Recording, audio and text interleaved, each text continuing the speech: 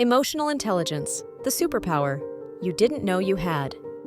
Hey everyone, and welcome back to the channel. Today, we're diving into a world where you can practically read minds, a place where feelings aren't just a big, confusing mess. It's all about emotional intelligence, or, as I like to call it, the superpower. You didn't know you already kind of had, but could probably use some improvement on. Imagine living in a world where understanding others' emotions is as easy as reading the instructions on a new IKEA furniture set. Okay, maybe not that easy, but still pretty awesome. You know how some people glide through life, effortlessly navigating the choppy seas of human interaction, while the rest of us are just trying not to say something offensive at the water cooler? That's the magic of emotional intelligence in action. We see someone looking sad, and instead of saying, "Cheer up," we actually do something that is helpful. I mean, how many of us have been in a situation where someone gives us a hug when we have no idea what we need? Well, these people have high emotional intelligence.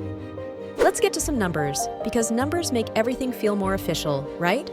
IQ, that old standard of intelligence that made everyone feel like they had to become a brain surgeon, only accounts for about 20% of life success. Yes, that's right. All those equations, all those tests, they only make up a measly 20%.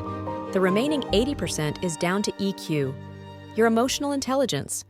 So while little Jimmy was busy trying to figure out how many apples Mary had after buying 10 and eating 3, the rest of us were trying to understand why the teacher gave us that weird look after we answered it wrong. Now, here's where the story takes an interesting turn. According to a 2024 report from Harvard Business Review, people with high emotional intelligence aren't just successful, they are practically living in a rom-com, with everything just working out for them. They're 85% more likely to land that corner office you've been eyeing, you know, the one with the giant window that looks out over the city. And they are 90% more likely to be in the top salary bracket. But wait, there is more. The World Economic Forum's 2024 Future of Jobs report showed that emotional intelligence is one of the top 10 skills needed for the future success in the workplace. So get your emotional intelligence working overtime, because it is time to get ahead. And while we're on the subject of the future, let's talk about the robot in the room. No, it is not that weird new Roomba your neighbor bought, but artificial intelligence. AI may be smart, but we have the heart. But here's the really amazing part. Unlike the size of your nose or the weird things you do when you sleep, you can develop your emotional intelligence. Think of it like a muscle. It may be a weak and feeble muscle right now, but with some training, it will be as strong as an Olympic weightlifter. I know, that's impressive. And while you will not be able to post gym selfies, you will definitely feel the benefits. Let's talk about Sarah. Not her real name, obviously, but for the sake of this story, let's pretend it is. Sarah was a software engineer, and she was amazing at it. Her code was so good it would make your eyes water. But her emotional intelligence?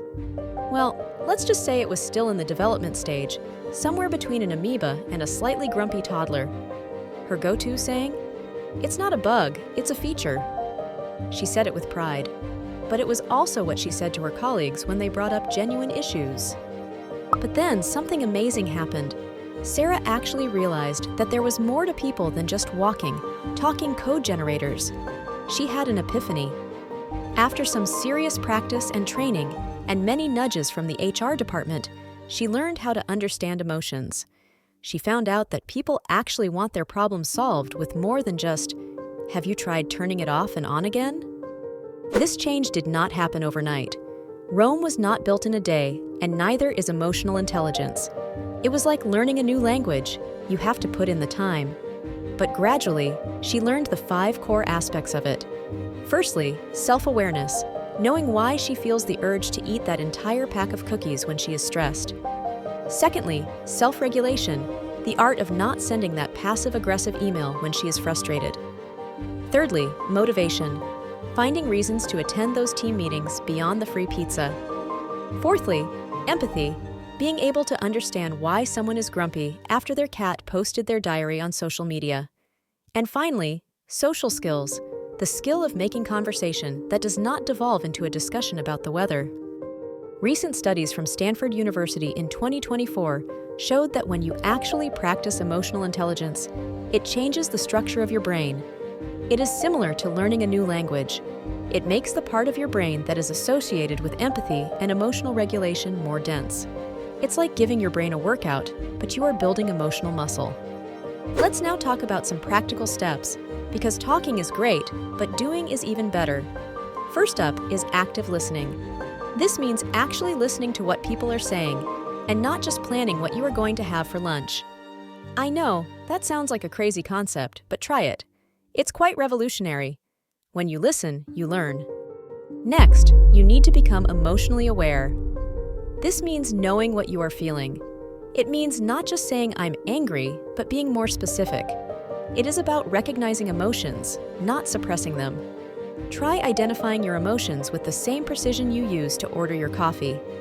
The experts at Yale's Center for Emotional Intelligence introduced the ruler approach in 2024. Recognizing emotions, understanding their causes, labeling them accurately, expressing them appropriately, and regulating them effectively.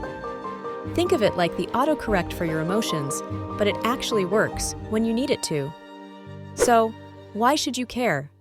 Because in our connected world, where we are one wrong text message away from disaster, emotional intelligence is not optional.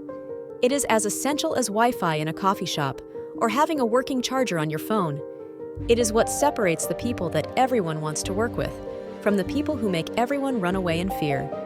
It is the difference between being a good human and not being a good human. The joy of emotional intelligence is that it is a gift that keeps on giving. It is like that new gadget you bought, but instead of ending up in the back of a cupboard, you use it every day. It helps you to understand why your neighbor is crying because someone stole their gnome collection. And I am not joking, that is a serious thing that can happen. Remember that developing emotional intelligence is a journey, not a race. Like your phone software, it is always updating, and sometimes you find bugs that need fixing. But unlike your phone, you will not need to pay for the updates. It is just something you need to work on. So, what should you do when you are in a tricky emotional situation? Just ask yourself, what would an emotionally intelligent person do? And if you don't know, then just be honest and admit you don't know. At least then you will know where you need to start. Because at the end of the day, emotional intelligence is not about being perfect, it is about being human. And in a world increasingly dominated by AI, being a human is a really valuable thing to be. Before I let you go, I have some questions for you. What is the most emotionally intelligent thing you have done this week? And what is the least? And what do you think is the hardest thing about being human? Tell me all about it in the comments below. And please, like and subscribe to the channel, because then I know I'm not talking to myself in a vacuum. And remember, it's not about being perfect. It is about understanding yourself and others. And maybe, just maybe, not setting the world on fire.